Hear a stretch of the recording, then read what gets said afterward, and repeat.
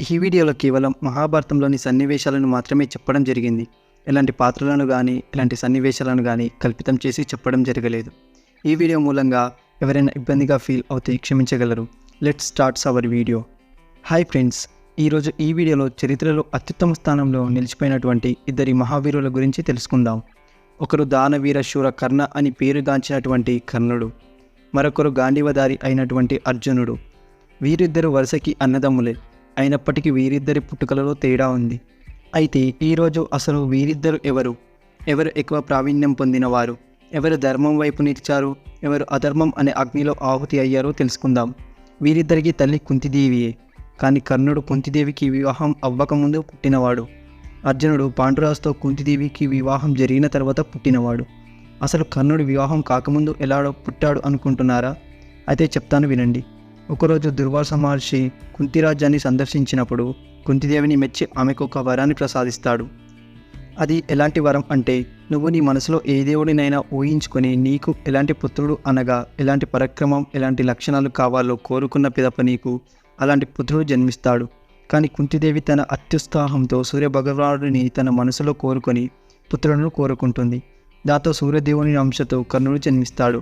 అందుకే కర్ణుడికి సూర్యపుత్రుని పేరు వచ్చింది. అది అంతా నిజమని తెలుసుకున్న కుంతిదేవి అయోమయంలో పడింది. వివాహం అవ్వకముందే పుత్రుడిని ఈ లోకానికి పరిచయం చేస్తే తనని అందరూ అసహించుకుంటారని సూర్యదేవునితో చెప్పుకుంటుంది. అప్పుడు సూర్యభగవానుడు కర్ణుడికి కవచకుండలాలను రక్షణగా ప్రసాదిస్తాడు. తర్వాత కుంతిదేవి కర్ణుడిని నీటిలో విడిచిపెడుతుంది. ఇలా కర్ణుడు జన్మిస్తాడు. కొన్ని రోజుల తర్వాత కుంతిదేవికి పాండురాజుతో వివాహం జరుగుతుంది. పాండురాజుకి శాపాల వలన పిల్లలు కలిగే యోగం ఉండదు. ఒకరోజు దీని గురించి కుంతిదేవితో చెప్పగానే కుంతిదేవి దుర్వాస మహర్షి ఇచ్చినటువంటి మంత్రం గుర్తుకు వస్తుంది. వెంటనే ఆ విషయం పాండురాజుతో చెప్తుంది.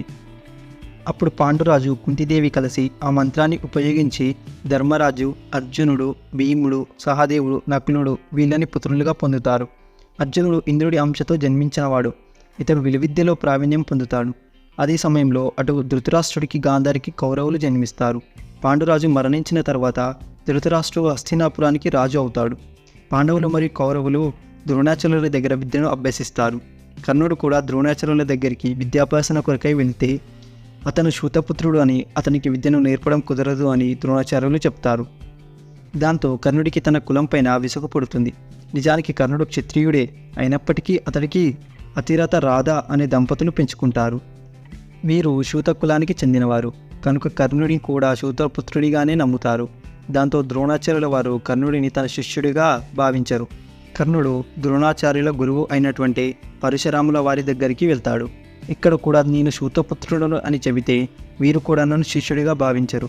అందుకని కర్ణుడు పరశురాముడితో నేను క్షత్రియుడను, నేను బ్రాహ్మణ కులానికి చెందినవాడను అని అబద్ధం చెప్తాడు. పరశురాముడు దాన్ని నమ్మి కర్ణుడికి శిక్షణ పట్ల కుతూహలాన్ని మెచ్చి అతడికి అన్ని విలువిద్యలు నేర్పుతాడు. అలా అటు అర్జునుడు ద్రోణాచార్యుల దగ్గర, ఇటు కర్ణుడు పరశురాముల వారి దగ్గర తమ విద్యను పూర్తి చేస్తారు. విద్యను పూర్తి చేసిన తర్వాత పాండవులు మరియు కౌరవులు తిరిగి హస్తినాపురానికి తిరిగి వస్తారు. అక్కడ వారికి ఒక క్రీడా పోటీని నిర్వహిస్తారు. అర్జునుడు దుర్యోధనుడిని తన బాణాలతో బంధిస్తాడు. అప్పుడు కర్ణుడు తన బాణాలను వేసి దుర్యోధనుడిని విడిపిస్తాడు. అప్పుడు అందరూ కర్ణుడిని ఆపుతారు. అసలు నీవెవరు, నీవు ఏ కులానికి చెందినవాడు అని ప్రశ్నించగా, నేను శూతపుత్రుడను, అయినప్పటికీ నాకు విలువిద్యలో పూర్తి ప్రావీణ్యం ఉంది అని సమాధానం ఇస్తాడు కర్ణుడు. దీనికి నియమ నిబంధనలు ఒప్పుకోవు, ఇందులో నువ్వు పాల్గొనడానికి వీలు లేదు అని అంటారు. ఇందులో పాల్గొనాలి అంటే క్షత్రియుడే లేదా రాజు అయి ఉండాలి అంటారు. అప్పుడు దుర్యోధనుడు నేను కర్ణుడిని అంగ దేశానికి రాజుగా ప్రకటిస్తున్నానే అంటాడు. దీన్ని ధృతరాష్ట్రుడు కూడా సమర్థిస్తాడు. ఆ విధంగా కర్ణుడు అంగ దేశానికి రాజు అవుతాడు. కానీ ఇక్కడే కర్ణుడి వినాశనం మొదలవుతుంది. అధర్మ గుణాలున్నటువంటి దుర్యోధనుడితో స్నేహం వలన ఇతను కూడా అధర్మం చేయాల్సి వస్తుంది. తన కిరీటాన్ని దుర్యోధని పాదాల వద్ద సమర్పిస్తాడు కర్ణుడు. ఈరోజు నేను నీకు మంచి మిత్రుడను, నీవు చెప్పింది నేను తప్పక చేస్తాను మిత్రమా అని మాట ఇస్తాడు. దుర్యోధనుడు కర్ణుని ప్రతిసారి తన అవసరాల కోసమే వాడుకున్నాడు. కర్ణుడు కూడా తన మిత్రుడికి ఇచ్చిన మాట వలన తాను కూడా అధర్మ పథంలో నడవాల్సి వచ్చింది. తను చేస్తుంది అధర్మమే అని తెలిసినా చెయ్యక తప్పలేదు. అలా కథలో ముందుకు వెళ్తే 12 సంవత్సరాల అజ్ఞాత వనవాసం తర్వాత పాండవులు మరియు తల్లి తిరిగి హస్తినాపురానికి చేరుకుంటారు. 5 పాండవులకి ఒకరే భార్య. ఆవిడ పేరు పాంచాలి. ఆవిడ అతి సౌందర్యవతి. ఆమె నడకకి అందరూ ముగ్ధులు అయ్యేవారు. ఇది ఇలా ఉండగా కురుక్షేత్ర యుద్ధానికి కారణం అయినటువంటి ద్రౌపది వస్త్రాపహరణం జరిగింది. ఇక్కడ ద్రౌపది మరియు పాంచాలి ఒక్కరే. పాండవులు శకుని మాయలో పడి తమ రాజ్యాన్ని సర్వాన్ని కోల్పోతారు. చివరికి తమ భార్య అయినటువంటి పాంచాలిని జూదంలో పెట్టి ఓడిపోతారు. దాంతో కౌరవులు మితిమీరిన పనులు చేస్తారు. పాంచాలిపై ఉన్నటువంటి వస్త్రాలను తొలగించడానికి ప్రయత్నిస్తారు. ఆమెని అగౌరవపరుస్తారు. అనరాని మాటలతో పాపం మూటగట్టుకుంటారు. ఇదంతా చూడలేని వికర్ణుడు ఇది అంత తప్పు అని అంటాడు. కానీ మిగతా ఎవరు కూడా కనీసం నోరు మెరపదు. ఇదంతా చూసి ఆపాల్సింది పోయి కర్ణుడు పాంచాలిని 5 పురుషులతో సంసారం చేసేవారిని స్త్రీ అని అనరు, వారిని వేష అని అంటారు అని సంబోధిస్తాడు. కర్ణుడు ఇక్కడే మహాపాపం మూటగట్టుకుంటాడు. దీని తర్వాత యుద్ధం మొదలవుతుంది. గురు ద్రోణాచార్యులు, పితామహులు భీష్ములు, అశ్వత్థామ, కర్ణుడు కౌరవుల పక్షాన ఉంటారు. శ్రీకృష్ణుడు, అభిమన్యుడు మరికొందరు పాండవుల పక్షాన ఉంటారు. కర్ణుడు ఎన్నోసార్లు అర్జునుడి చేతిలో ఓడిపోతాడు. ప్రాణభయం పుట్టిస్తాడు కర్ణుడికి. పాండవులను అడ్డుకొని కౌరవులు చక్రవ్యూహాన్ని నిర్మిస్తారు. ఇందులోకి అభిమన్యుడు ఒంటరిగా వెళ్తాడు. తన బలంతో ఎంతో సైన్యాన్ని మట్టుబెడతాడు అభిమన్యుడు. కానీ చివరికి ఒంటరిని చేసి చంపుతారు కౌరవులు.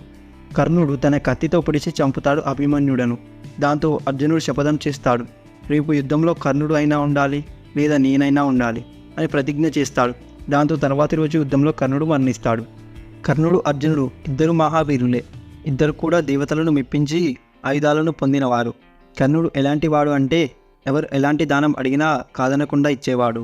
ఒకరోజు ఇంద్రదేవుడు కర్ణుడితో నీ కవచకుండలాలను దానంగా ఇస్తావా అని అడిగితే తిరిగి ఆలోచించకుండా తన కవచకుండలాలను తీసి ఇస్తాడు. అంతటి దానశీలి కర్ణుడు. కానీ అధర్మంలో నడిచినటువంటి ఎవరిని కాలం ఊరికే వదలదు. ఏదో ఒకరోజు దానికి శిక్ష అనుభవించాల్సిందే. కర్ణుడు చేసిన తప్పు ఏంటి అంటే తను నిలబడింది అధర్మం వైపే, చేస్తుంది అధర్మమే అని తెలిసి కూడా తప్పులు చేశాడు. అందుకే అంతటి మహావీరుడికి కూడా అలాంటి చావు వచ్చింది. చివరికి తన రథచక్రం కూడా భూమిలో చిక్కుకొని తనకి అన్యాయం చేసింది. ధర్మం కోసం తను అన్ని వదిలేసి దుర్యోధనుని స్నేహాన్ని వీడి ఉంటే కర్ణుడి అంతటి మహావీరుడు లేరు. ధర్మ అధర్మాల మధ్య చిక్కుకొని తన జీవితాన్ని నాశనం చేసుకున్నవాడు కర్ణుడు. ఇది అంతా ఆ శ్రీకృష్ణుడి ఆడించిన ఆట. ఇది ఫ్రెండ్స్ అర్జునుడు కర్ణుడి కథ. ఈ స్టోరీ ఆధారంగా వీరిద్దరిలో ఎవరు గొప్పవారో కామెంట్ చేయండి. వీడియో మీకు నచ్చినట్లయితే లైక్ చేసి సబ్స్క్రైబ్ చేసుకుని షేర్ చేయండి. మరొక వీడియోతో మళ్ళీ కలుసుకుందాం. అప్పటి వరకు సెలవు. జై హింద్.